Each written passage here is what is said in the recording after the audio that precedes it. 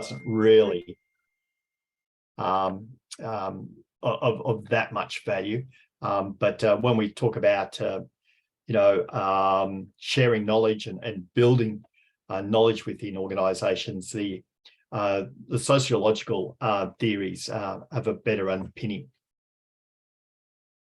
So I started looking at social capital and some of the aspects of it, and of course, like social capital has nearly as many definitions as knowledge management does. So I think we wrote a paper back in, I think, in the late 90s about, and we listed the number of different definitions of knowledge management. And the paper was called 47 Definitions of Knowledge Management.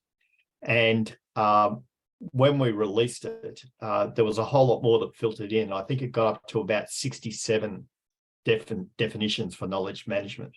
So that was, but we still kept it titled as 49 definitions.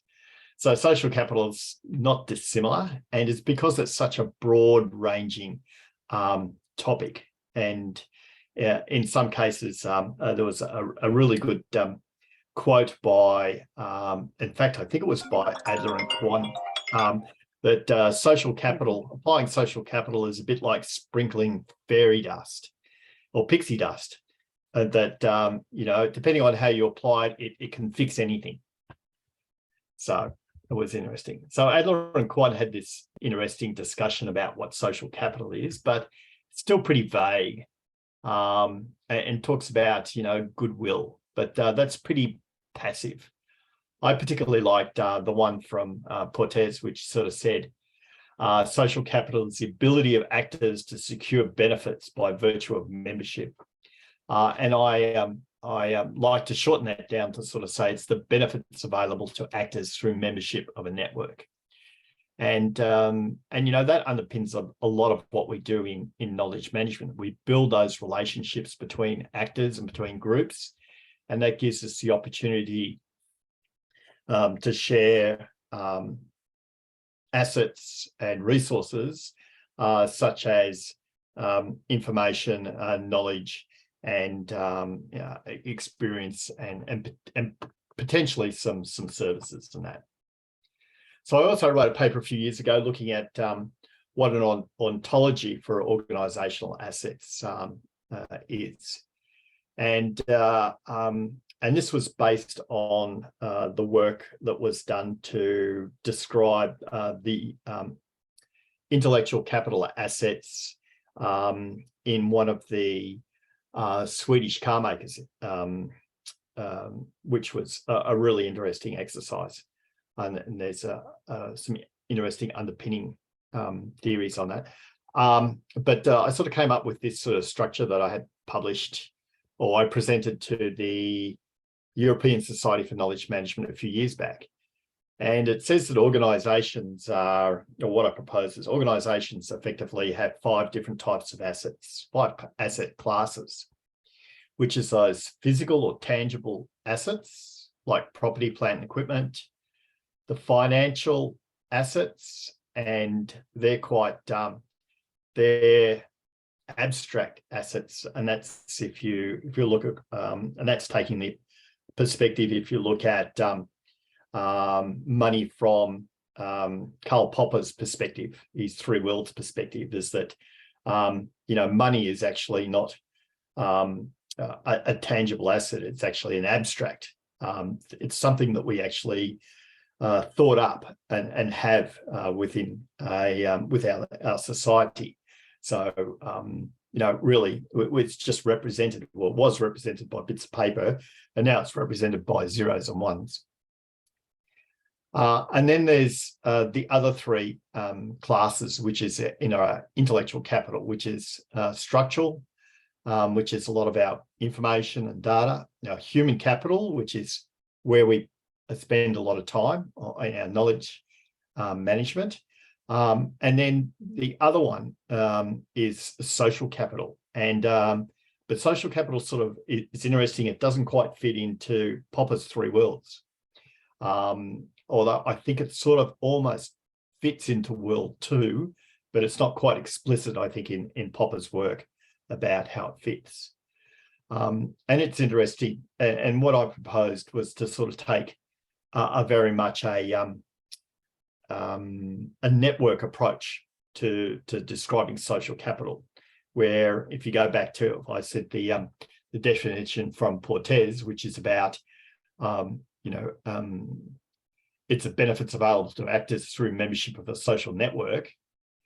Then, if you break down social capital, it's all about the nodes, the people out there, the connections that they sit within, the networks that it all fits within, and also the commodities or the assets or the resources that can actually be shared.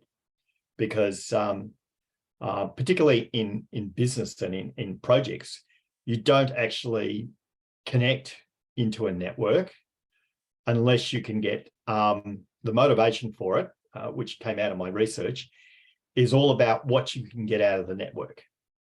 And it's about participating in that network to get access to resources so you can make your project succeed.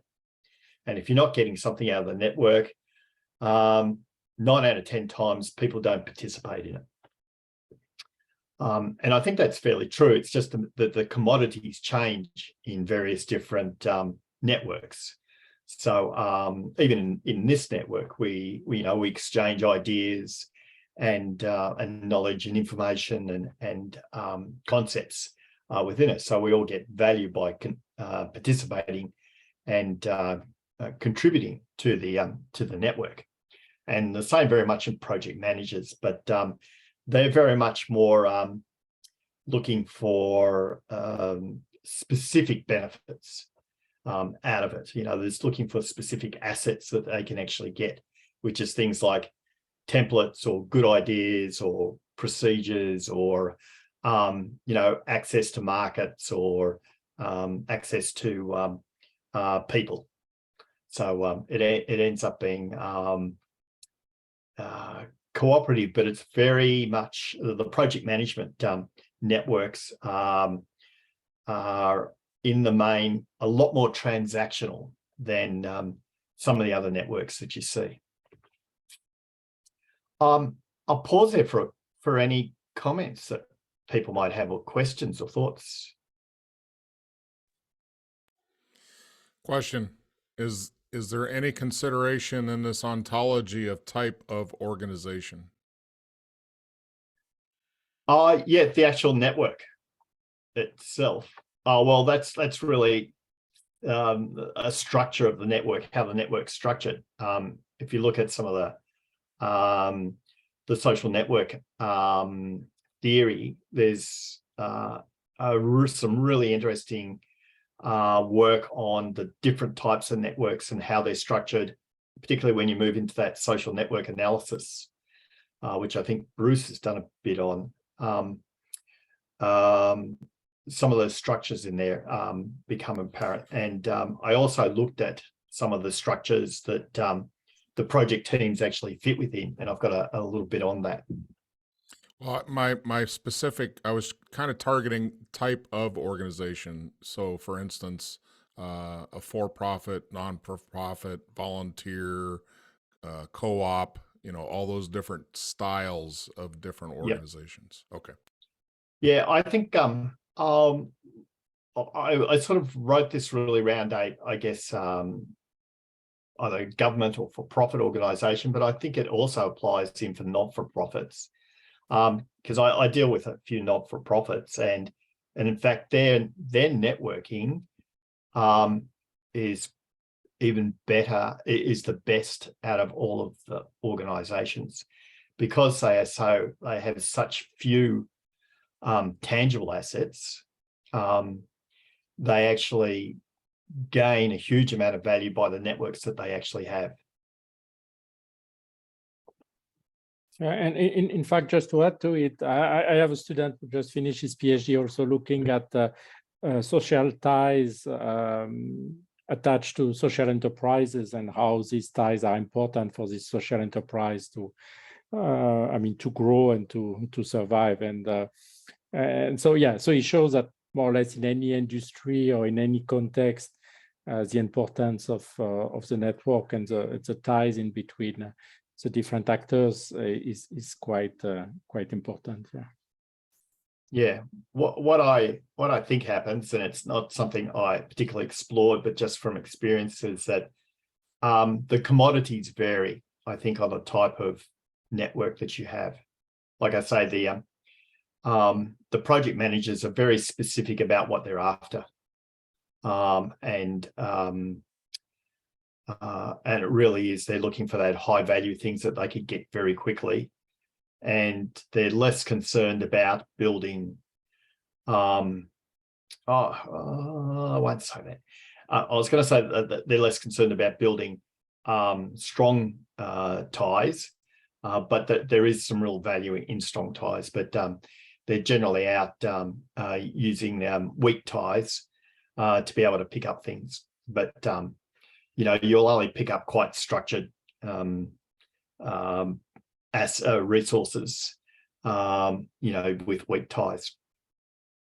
And I think we can make the analogy with the communities of practice. I mean, you have also people who are here again to learn and develop. You have other ones who are more here and just look and not particularly are active or engaged into it. So yeah, so there are different network. I think we could make a similar analogy, even so the context is slightly different. Yeah. There's I'll see if I can pull it out. There was some interesting work done on the quality of resources or the richness of the resources that you can get out depending on what the strength of the tie is, which is entirely logical. If you want to borrow, if you want to email me and get a template or a copy of a presentation, that's fine. But if you want a detailed discussion about it and some thoughts about how you might improve something, then that's going to take a much more time and a deeper and stronger relationship or bond to be able to get that from the network.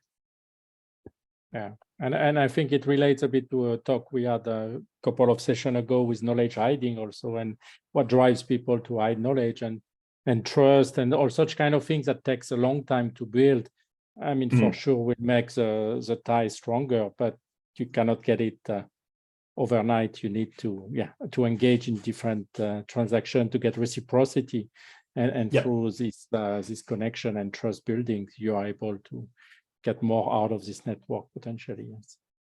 Yeah, and there's some interesting work on how do you actually build that trust and build that relationship very quickly, because that's what project managers want to do. They want something and they want a rich exchange.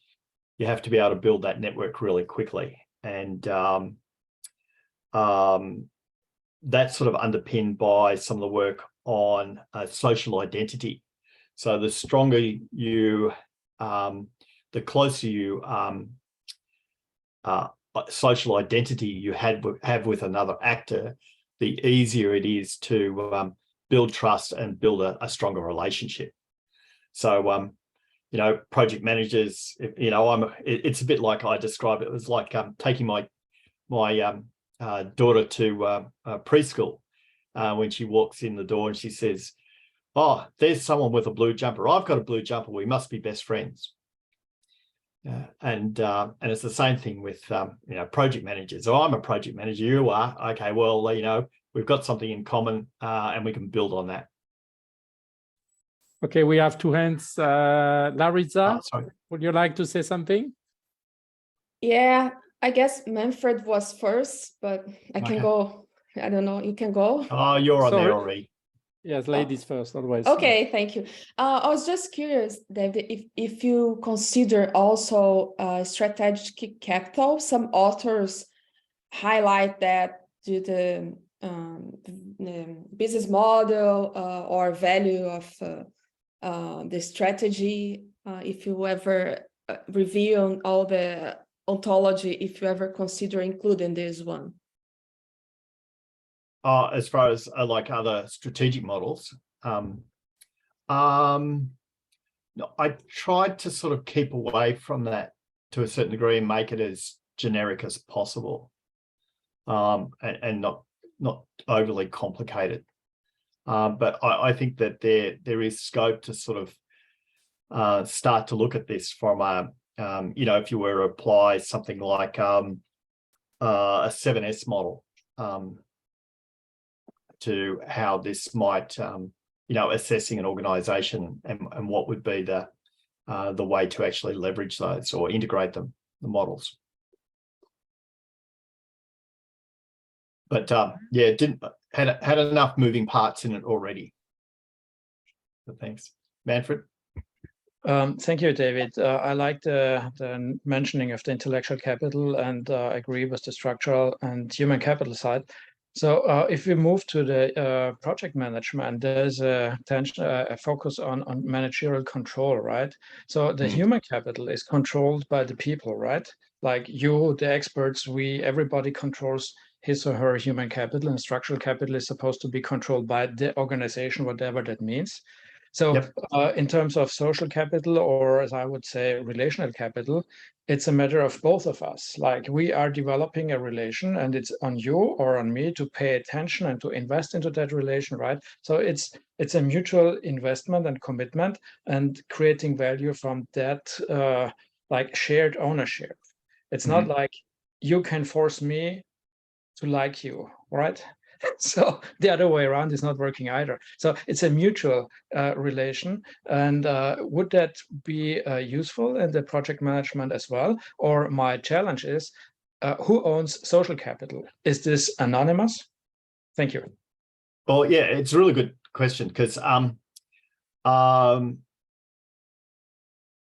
organizations can only own structural capital. They actually can't even own human capital, because you only get access to human capital through an employment contract. That's the way I look at it. And that's why I always arc up when people say, oh, people are our most important assets. Well, people aren't assets, they're people. You just get the opportunity to use their skills, knowledge, and experience through an employment contract. And I think even social capital is further down that list. Continuum. What was interesting though, where sort of social capital came out from an organizational perspective, which is quite more tangible, is when we used to describe the value of an organization by its the relationships it has with its customers, or its what's the term for it? I'll think of it in a minute. But yeah, they used to actually put a market price on what the value of an organization was by the relationship it has with its customers, its client base. That was always, there was a lot of push to try and value that, but it becomes incredibly difficult to do. You can do it from a top-down basis, like there was some analysis done on Microsoft a few years ago when they valued the company at $400 billion, but it only actually had $100 billion worth of assets. So all of that, the other 300 odd, is actually in its human, the value of its human capital and its social capital, its value with the marketplace. And that was one of the few ways you could actually put a value on these aspects. And there's been a number of attempts to try and value social capital from the ground up, and other elements of intellectual capital, but I haven't seen anything yet that's successful, only the sort of the top-down ones.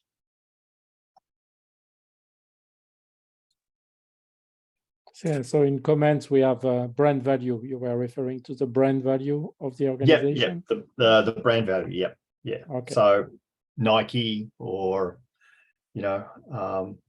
Tesla, things like that, what's the goodwill, that's what it's called, goodwill. And you used to actually have a price on goodwill, which is,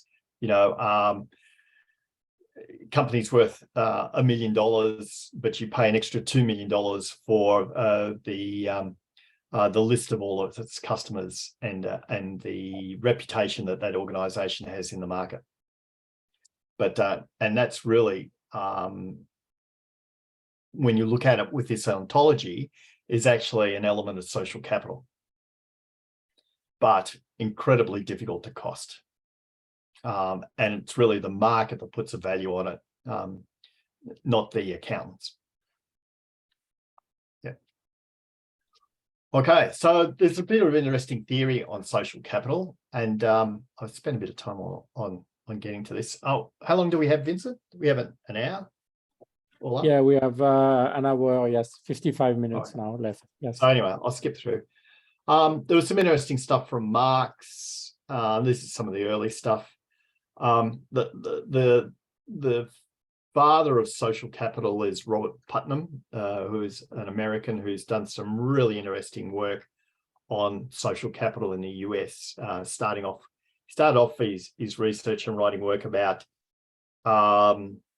social capital in across a couple of villages in Italy, which was interesting, and then did a huge amount of work in the US, particularly looking at the reduction of the social fabric in small to medium-sized towns and cities in the US, which was fascinating.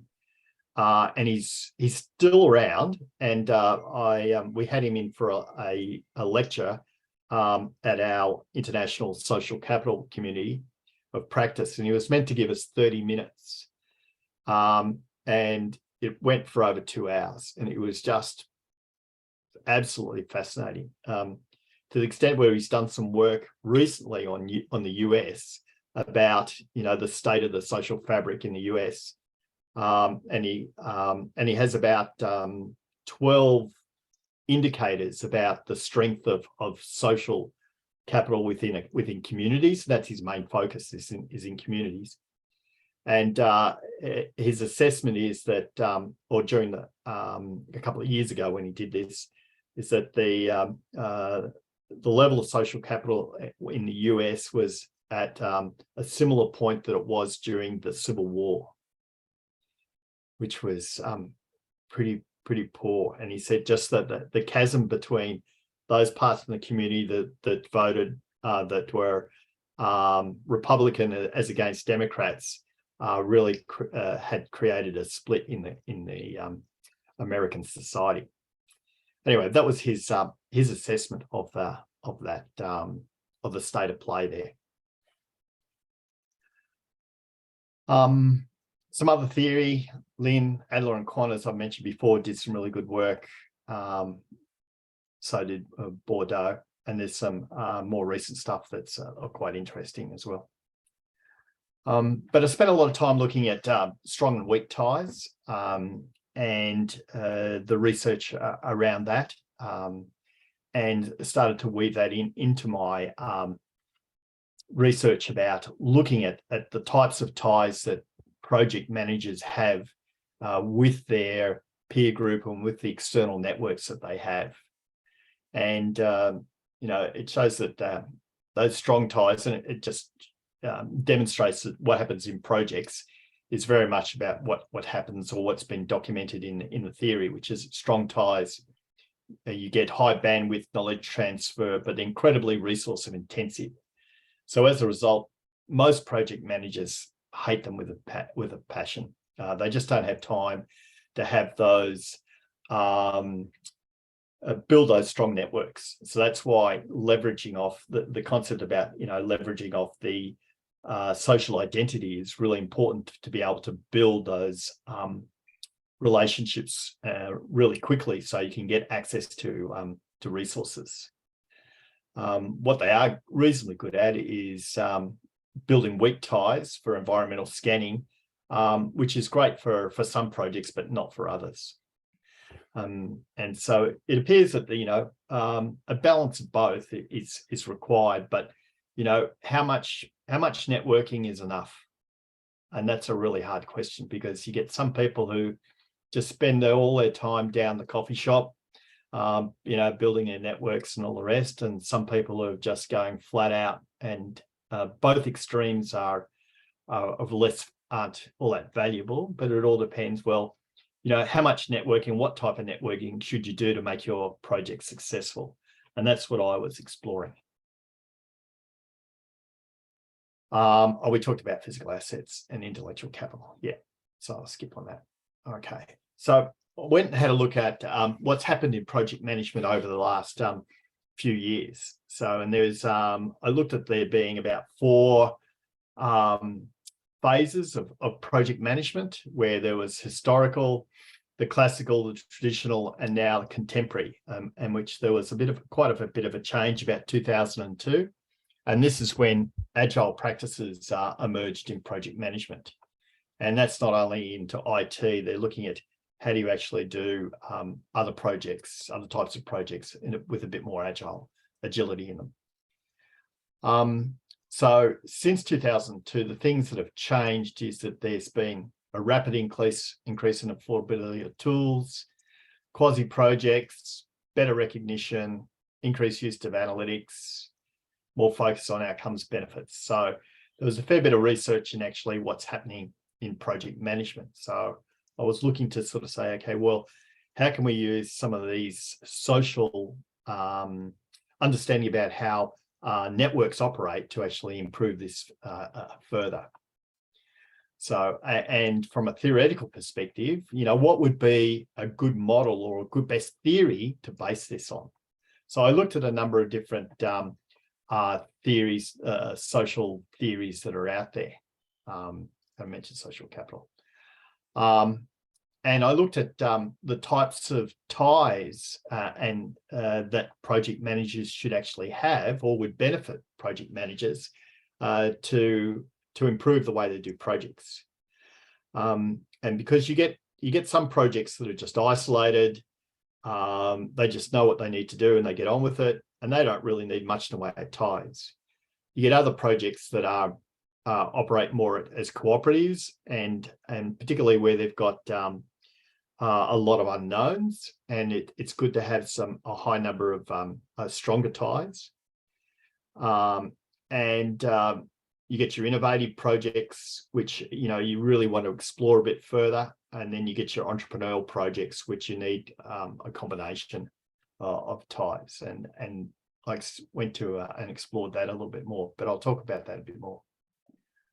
I then looked to sort of say, well, how are teams moving, and what does a contemporary project team look like? And I was really surprised to find there's not much in this about, what actually makes up a contemporary project team, and what are the attributes of it, and where is project management from a team management perspective going?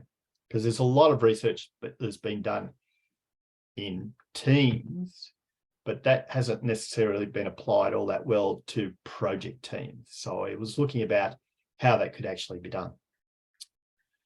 Methodology, data methods. So I did workshops and online questionnaires, and I came up with, the dimensions of a project team and the sorts of things that can actually impact on the types of things, how well a project team operates.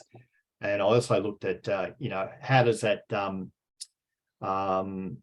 a traditional project team vary according to these attributes from a contemporary project team? And I found some interesting differences. In fact, the differences between traditional and a contemporary project team across all of these attributes was surprising on that.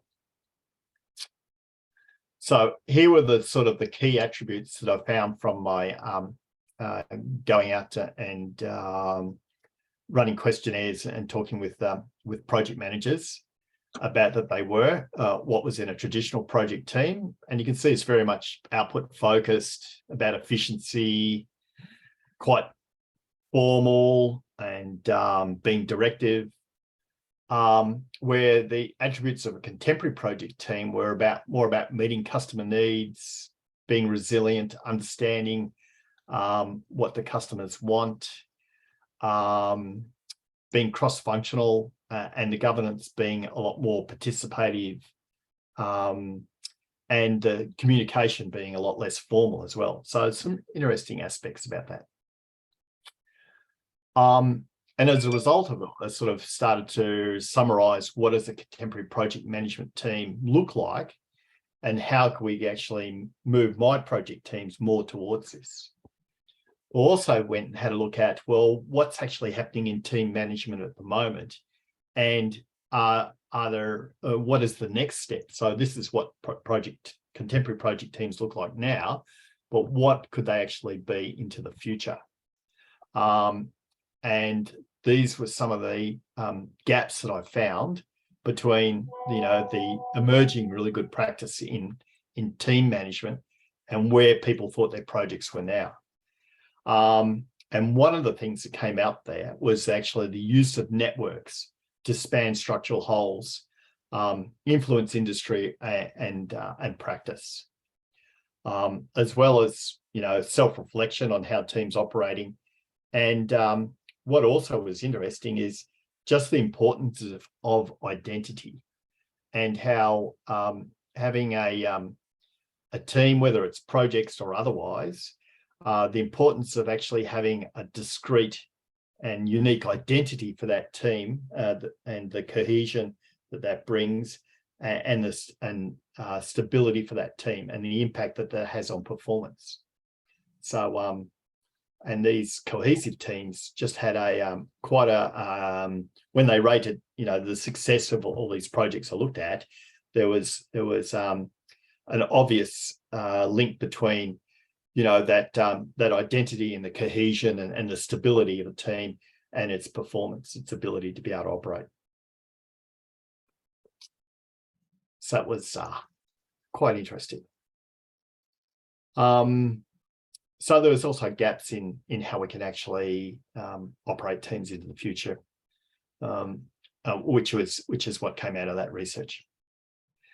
So I looked at what would be the best theory for actually underpinning and starting to design work on this, and particularly looking at a theory for design and action. And this was a model done by an ANU professor who's just retired called Shirley Gregor. And she sort of said that there's these 5 different types of theories, and depending on what sort of theory you're using and what you want to do with it, it's good to be able to understand what type of theory you've got. And I'm very much pragmatic, so I wanted to look at, okay, what's a good theory that I can use to actually push this research or push the improvement into the marketplace and into my projects. So it was a theory for design and action. So I looked at analysis, but I'm just going to skip through here, which is all right, one of the things. And I looked at these various different theories through here. Some of these are a little bit interesting, What was interesting is game theory dropped in there part of the way through my research, which was interesting stuff. The interactionism and social cognitive theory are a bit, I might say flaky, but they're a bit out there. A little bit hard to nail down exactly what they are. But I sort of always thought that social capital theory would be the most relevant. The result of the research, I'm just going to keep going. And I did a meta-analysis to sort of see relevance to the research on that. So what was interesting is what really came out of it was that network theory was the preferred theoretical basis for actually looking at about how project teams and these sorts of teams operate together from a pragmatic perspective. So that was quite interesting. So I did a whole lot of interviews and looked at various different theoretical constructs, but the social network theory is the one that came out the most. So that was of quite interest. I might pause there. I'm just noticing we've got only about 10 minutes. I've got some other stuff to go on, but No, we have 40 minutes, yes, left. Yes. Oh, 40 minutes. Yes, 40 minutes, yes. Oh, good. I'll keep going then, unless anyone's got any questions just at the moment or observations.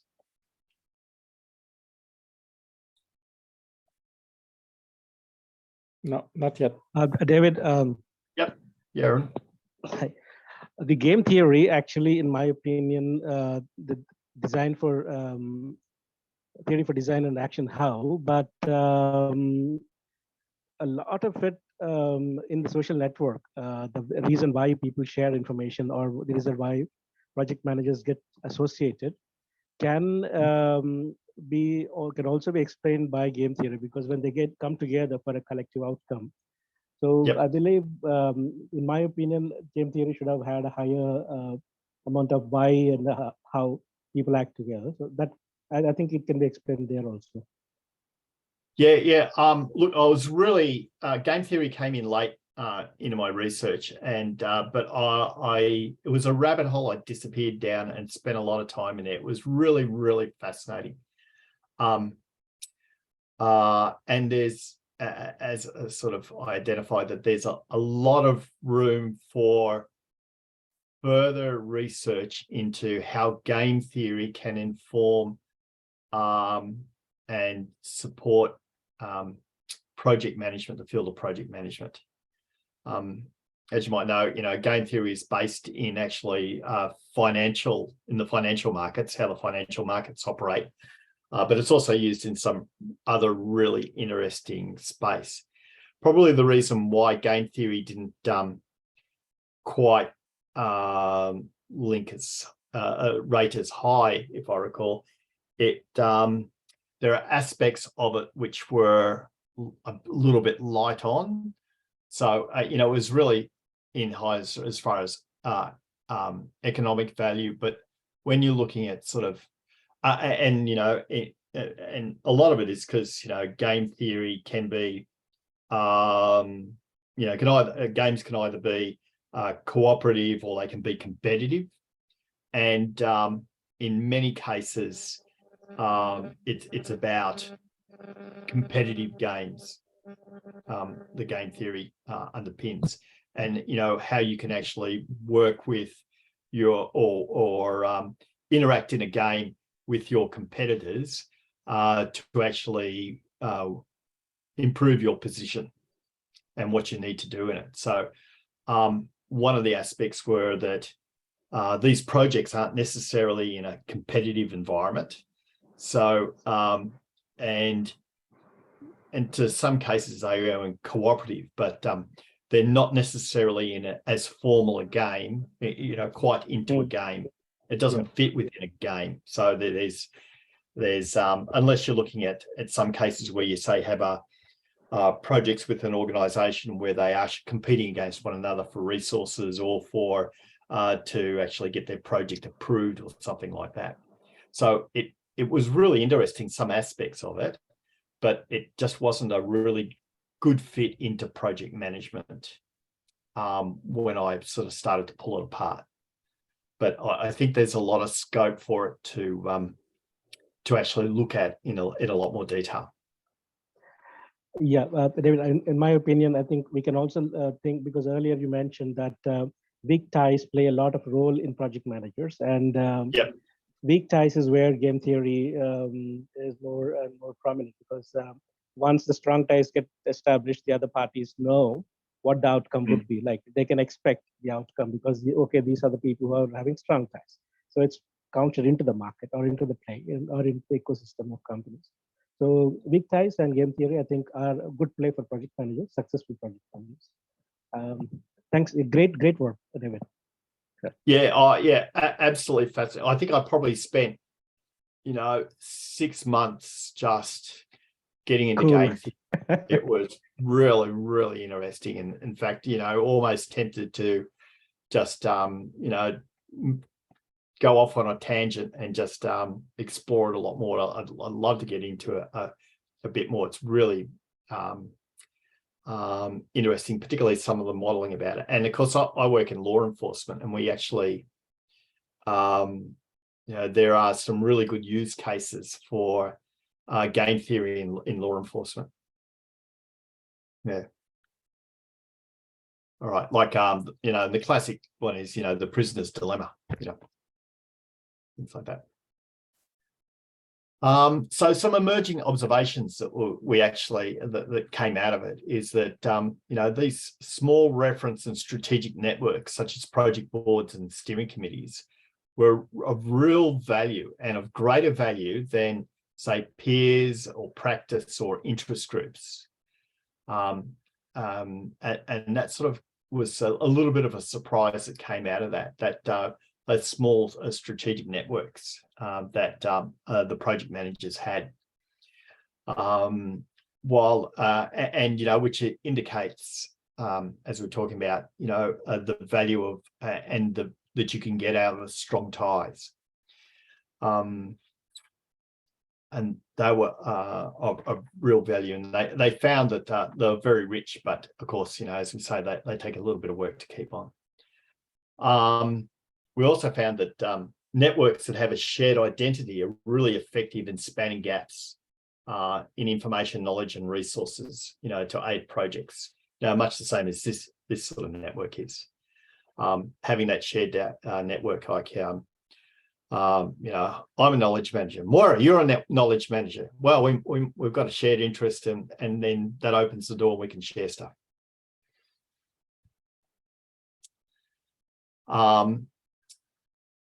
Also, there was some interesting work on, and there's some differences of opinions about trust. But what I noticed was that in the very small networks, trust became almost implicit immediately, because it was about for a group, of say 7 or less people, that if you have an interest group there, or trust is really just, it comes with the territory, unless there's something else that other baggage that people are bringing along. But and the bigger the group, as soon as the big group gets bigger than that, trust is a lot harder to build. But it was quite implicit in the small networks, and that was of interest. And different networks are valuable for different purposes. Well, that's pretty basic. And so what I emerged from this was a couple of hypotheses for projects, which was that project teams with a lot of uncertainty are better off having cultivating their strong ties. And through that, they'll get more complex knowledge, fragmented information, and resources. And they do that by having, by participating in discrete networks or small clusters.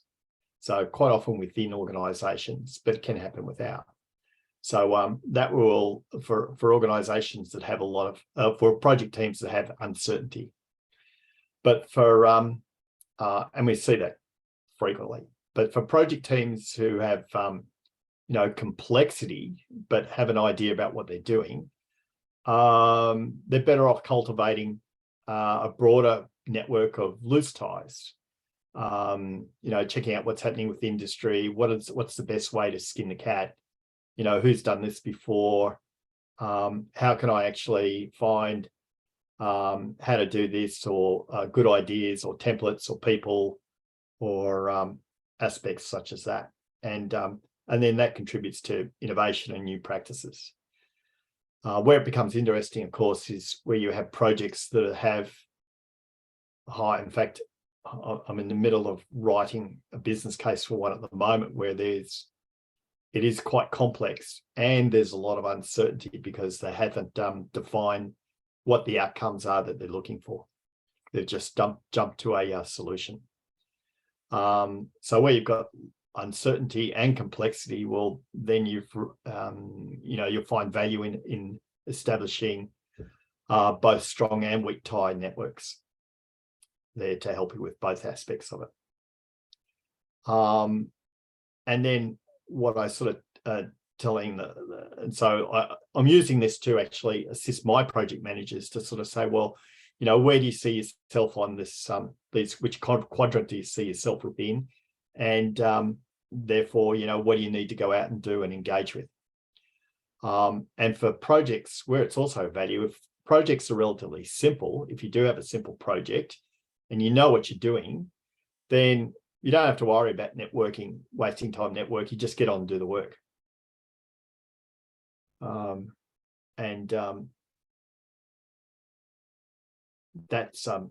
was an interesting look at that particular quadrant.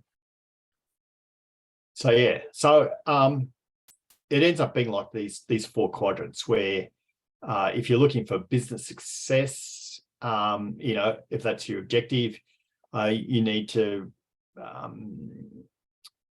work on those internal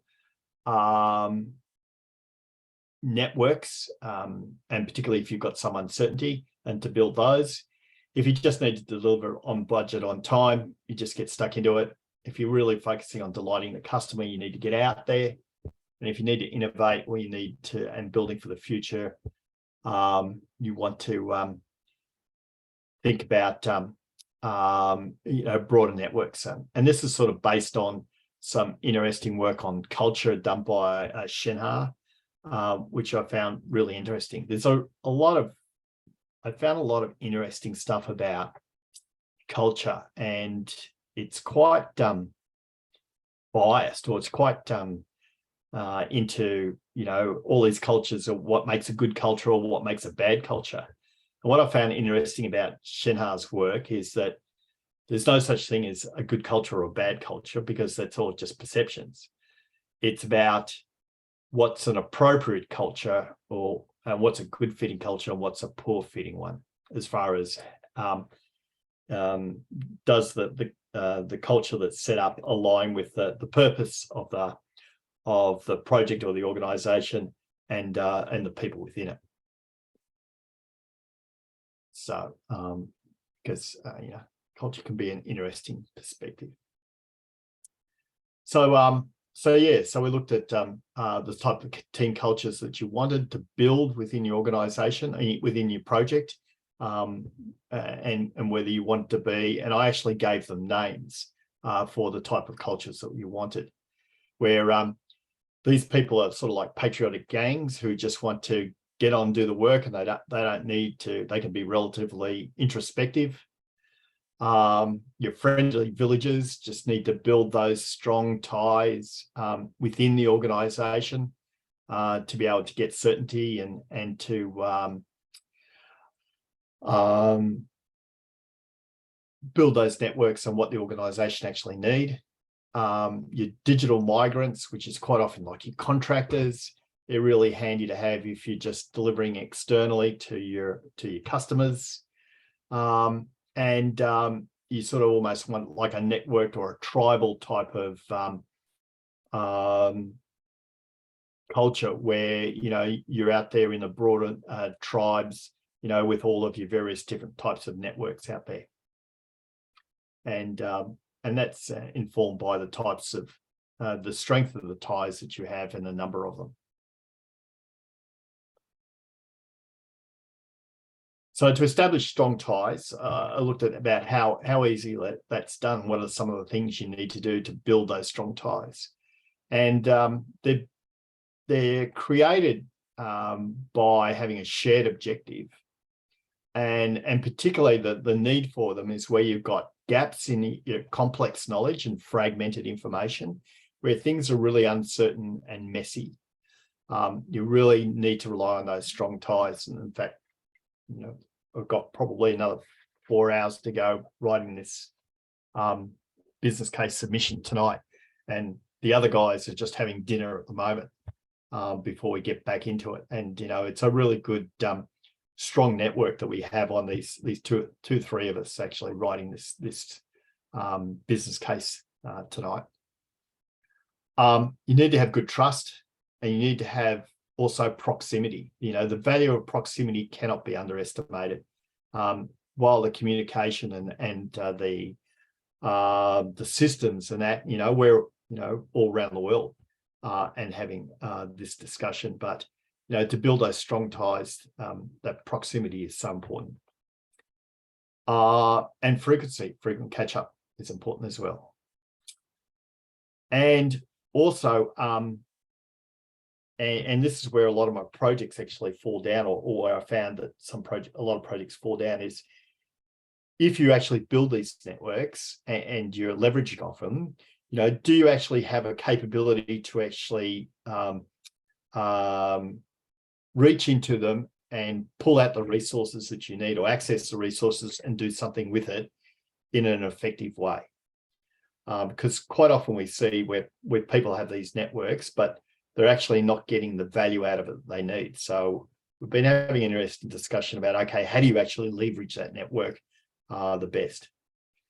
And, you know, that almost then starts to go into, you know, marketing and sales and things like that, because those people are really good at, you know, building and leveraging networks. And then the other one was to actually efficiently establish weak ties. It's really good to have a shared identity, and I think I've been talking about this before. To have, you know, it's where you have gaps in codified knowledge and discrete information. So things that you can easily get or easily give to someone, you're happy to share what that is, and it's relatively efficient to do that. It's good to be embedded in a relatively closed network, so not too big. Proximity is still really important to build weak ties easily, and opportunity and frequency really assists as well. So, you know, regular catch-ups in a network, and a network that's not too big. And how you actually, again, you know, how you actually going to access the resources that you want and use them. Yeah. So I came up with here is sort of a conclusion about how we're going to improve our project teams across the board, which is really more about focusing on impact, aligning team culture, building resilience, using and from a KM, I guess, perspective, or a social network perspective, is how do we use diverse networks to span those structural holes? And that was you know, interesting. That was the main piece of work, but these other aspects about improving our project teams from a practical perspective fell out of it as well. Looking to contribute to some theory about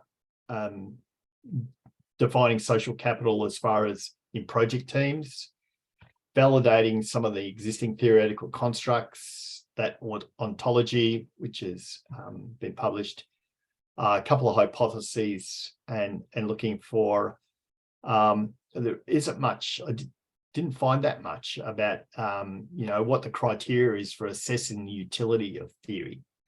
So still having a discussion with my assessors on that. So in reflecting on the research that I've been doing over the last years, it's researching into project management and the links within it has been really a challenge, because in project management, because they're messy, there's so many variables out there, and really hard to actually make the link between things like networks and knowledge sharing and the success of a project. Because projects are dependent on so many other things. So trying to make that connection and the causal link between, all right, if I improve our networking, will it actually overall improve by the success of a project? And it appears that it does, but trying to actually get data that actually proves that is incredibly difficult on that. So it's more about trying to get the impressions from project people about, you know, are these sorts of practices making it easier to run their projects, or more efficient to run their projects? And the field of sociology, I'd never had really much, even though I've been in KM for a while, you know, tinkering into sociology is, I wouldn't recommend it to people for a field unless you're really passionate about it and you've actually got background in it, to spend some time in there. It just is so highly subjective and broad. And like I say, the description was you can, you know, applying sociology theory to to anything is like, a sprinkling on pixie dust. You can use it to fix anything. It's like as we sort of say in engineering, you can fix just about anything with a roll of duct tape. And it sort of seems in society that the sociology theory is the same thing. You can apply it to fix just about anything in society, but just the range of different sociological constructs is just quite broad, and some of it is really some of it is more applicable and more practical than others, let me say. So I also found that, obviously, most people doing research sort of find this out as well, that, you can't underestimate the value of having a good methodology and a good research question, and mine sort of varied a bit as it went. So that's pretty much what I have for you, to give you just a bit of a potted history about what I've been doing over the last few years and some of the aspects I've been looking at. I'm happy to go into, reflect back or go back onto any of that material and have further discussion on it. Thank you very much, David. Very, very interesting research. Just a bit for clarification. So you stated two hypotheses. Were you able to verify or to reject this hypothesis? And was your work more quantitative or qualitative? It was qualitative, but I sought to try and get scoring, on as much as I could, to sort of, get people to provide a rating for what they thought, or what they thought was useful or wasn't useful. Or so it really was mainly qualitative. Okay, so it's more propositions than hypothesis per se. Okay, yep. And so were you able to certain degree confirm them, or I mean, through your response? Yes. Yeah, the way I pitched it was that this is the sort of the hypothesis that's emerging from the research, and the next stage is to go and to because the evidence is pointing towards that. The hard part now is to actually go and specifically look at, where are they? And validate that this is actually happening. Okay. That's the hard part, is to, as I mentioned, is to go and to get evidence that links strong ties with dealing with uncertainty it would be an interesting piece of work. Okay, I understand. So one is more about the breadth of the network, and one is more about the depth of the network, so how deep or strong this connection might be. The strength. The other type is much more how wide. And one follow-up question, and then I will leave the floor. Did you look at the team composition? Because if you have, as part of the team member, people who come from different background or who have different networks, this will also help to enhance or facilitate, where if everyone has worked together, let's say for many years, and they all have the same networks, then you don't have this diversity of network access that you could have if people, for instance, come from different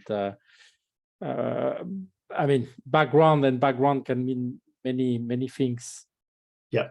So the work, it goes back to some of the original work done by Meredith Belbin in the UK. It was a huge amount of data on the work that he and his team did about that link between, the various different roles in a team, and that people turn towards, gravitate towards, and the performance of the team. And there's some really well documented data that comes out of it that says, you've got to have that diversity and that balance in a team to get success. And that's why, the adage is that, a champion team will always beat a team of champions. I did get into some of the research on that, but I really sought to generalize it. And I think it came out in looking at one of the criteria for a team is its the balance in its composition. So it is in there, but it's something I could have actually another topic I could have disappeared down. And in fact, Yeah, sure. in fact, Yeah, I do a little exercise. Have I got it here?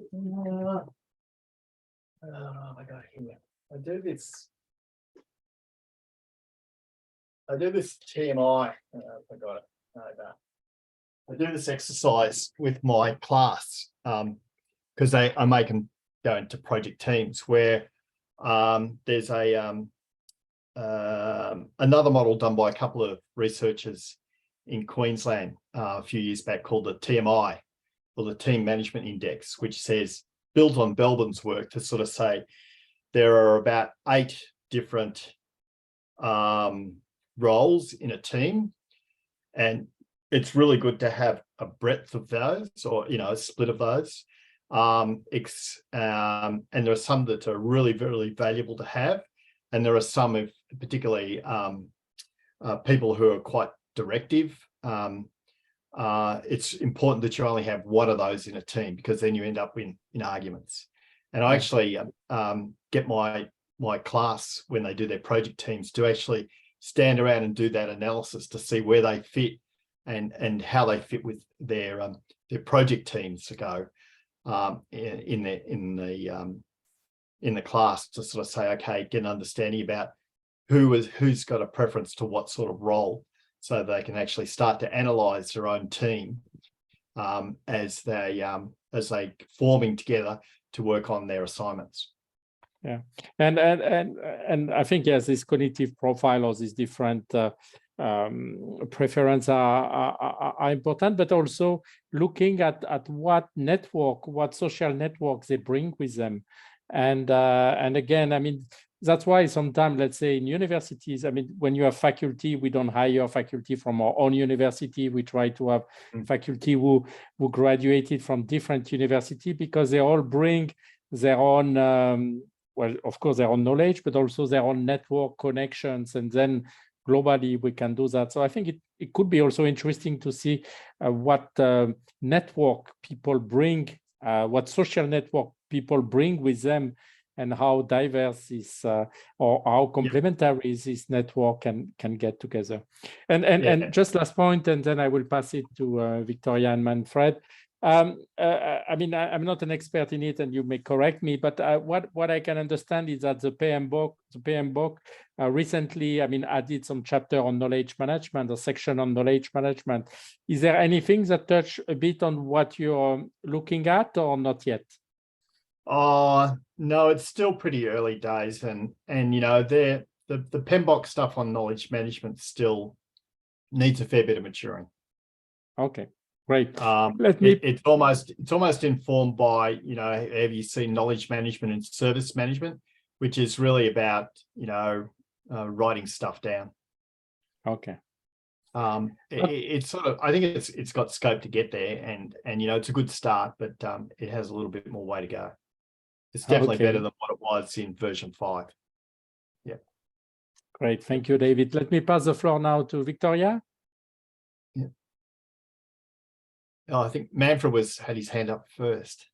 Oh, sorry, I didn't see the order. Okay, That's so Manfred, go ahead. I noticed it came up quite early. Well, thank you, David. I think one slide up is your research question, and you asked how the project management teams are using their social capital to span the structural holes. So my question is, who is really acting in the team? In your last answer, you were referring to kind of champions, and this is the dream team. Yep. I think this the dream team I mean, they don't have problems, right? But the regular team usually has the type of the entrepreneur, some hero leader, and as you mentioned, some philosophic authors before, the Marxian laborer, you know, they are probably not taking charge. So who is acting in your team? Do you really focus on the dream team, which is magically resolving our problems, or in a more realistic project management context where you don't have the superstars, you know? Who is doing that kind of work? Yeah, well, one of the recommendations that I made that came out of it, it's not really in here, is that a key part of doing setting up a planning a project is you actually have to do your stakeholder analysis and communication strategy, your stakeholder engagement strategy. And what I'm proposing and what I'm trying to embed in there is one of those, a group of stakeholders is actually your internal external networks. So what I'm looking to do is try to get our projects to that aspect of networking for leveraging off resources. It should be integrated into their stakeholder management plan. So it actually becomes formalized. And so you actually have, instead of relying on people to go out there and network and hopefully that, you know, they are, you know, extroverts and they can do that. And that's highly unlikely, particularly project managers are terrible at that. So, but if you actually build it into the process, into their stakeholder engagement to include a class of stakeholder that is their, you know, peer or a network, that means that it starts to embed it in as a process and it just becomes part of the project, the management of the project process. Thank you. Victoria. Yeah, thank you. Hi. I think you said you interviewed 18 people, right? Yeah. I wanted to ask what was the criteria to choose these 18 people? Were they all from your company or different ones? And no, were they all in one project team? I went out and ran questionnaires. I ran 2 questionnaires. I ran a questionnaire about traditional projects and what people thought about how traditional projects ran, and then contemporary projects. And then I, as you do, you sort of invite any of those people to submit themselves to a further interview. And effectively, the main criteria was that they were experienced project managers.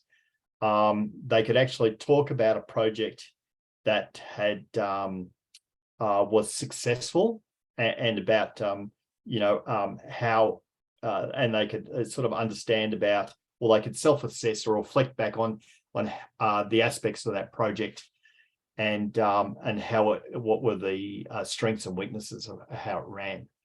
So that's effectively what I was looking at. Experienced project managers could relate to a project that was successful and could, you know, reflect.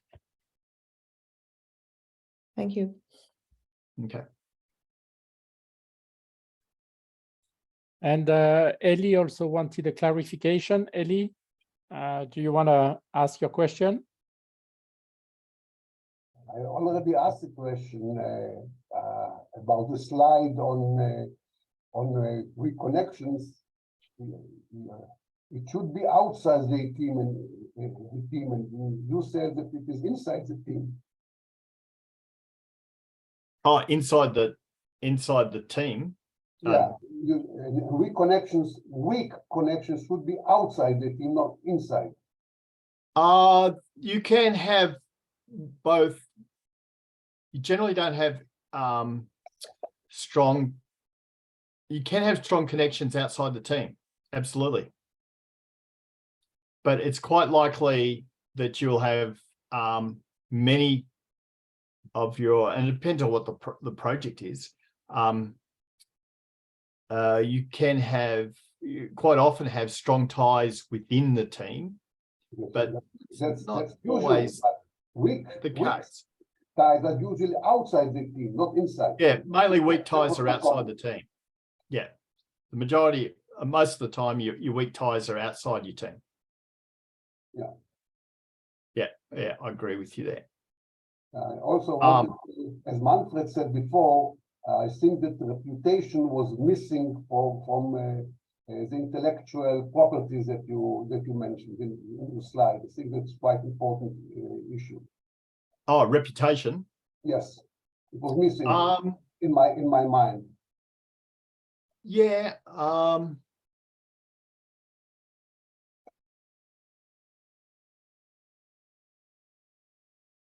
Yes, here. I would almost badge reputation as being a commodity. It's the value of the network. From my understanding, it's not the value of the network.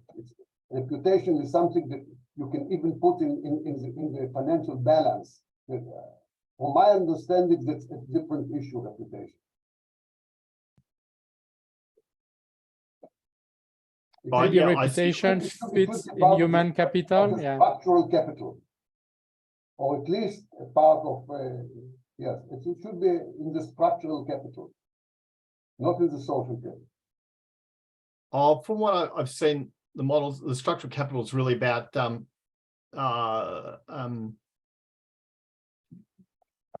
a lot of your structural capital you can actually fit within your balance sheet. You know, it's a commodity that you can buy and sell. It is inside the balance sheet. That's exactly what I mentioned. Yeah, reputation I think is probably a bit more abstract than that. I know you can value an organization, and an organization depends on its reputation for its value, and definitely is, but trying to actually put a it's not exactly like a commodity that you can exchange, or and you know, it's a bit like trust. You know, you have to earn it, and it's about, you know, building that relationships with the marketplace. So okay, it's not a you know, I'd hate, it would be really interesting to go and do some research into reputation as an organizational asset, but for even what I saw on intellectual assets, it becomes really a real challenge to try and nail down. Let's get our last question from Bruce. Yeah, David, I was just wondering if there was, David, if there was exploration in your research on the role of the project management office in advancing these networks, and the basis for that question is actually the social network analysis work that you mentioned at the beginning of the presentation, which involved looking at a program management body sitting above a number of projects, and its role in being able to facilitate the building and maintenance of networks. And it found that the project or the program management office was able to assist the building of strong ties between each of the projects, and also between the projects and the funding body, which was the Australian government.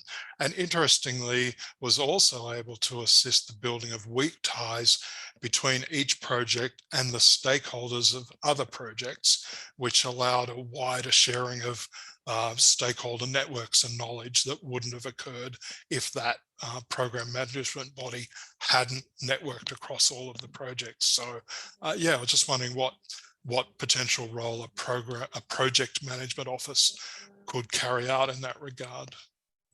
Yeah, I think a PMO is very much an important actor in there, and an actor that's, you know, critical to build strong ties with within an organization for projects, and they can form a really important part in building the social capital. In fact, we do it in two ways. One, after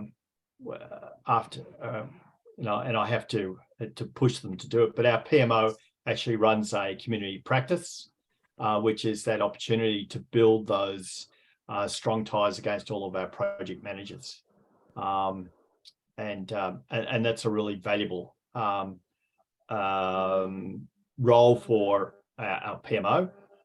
The other things that PMOs quite often do, particularly at a portfolio level, is to coordinate the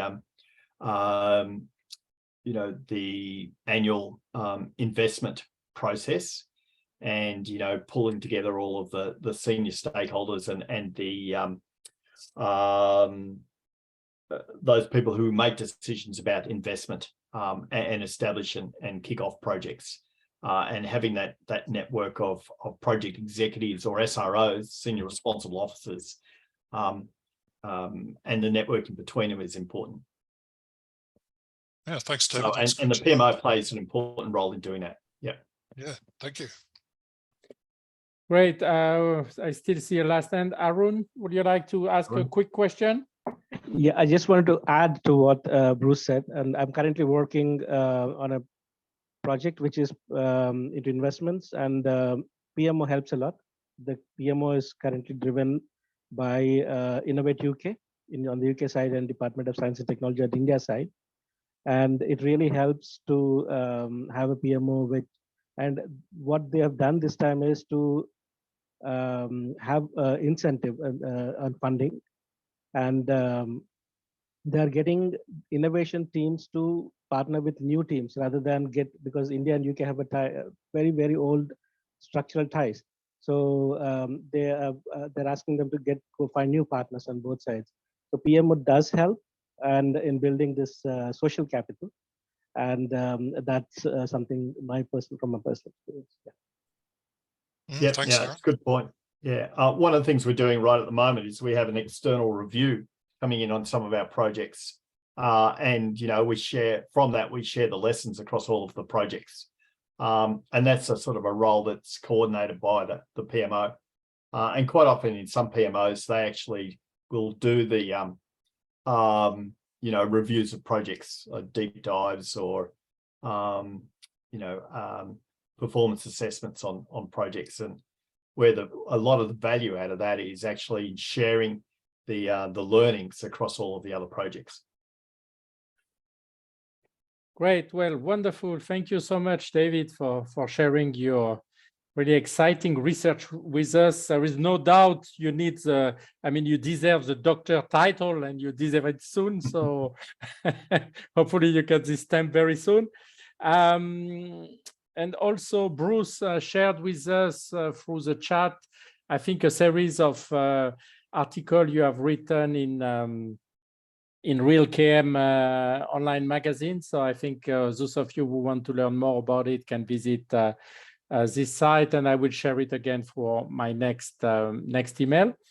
And so once again, our next speaker will be Bruce Boyce, again, an Australian researcher. So, and the next meeting will be on August 17th. So please bookmark the date.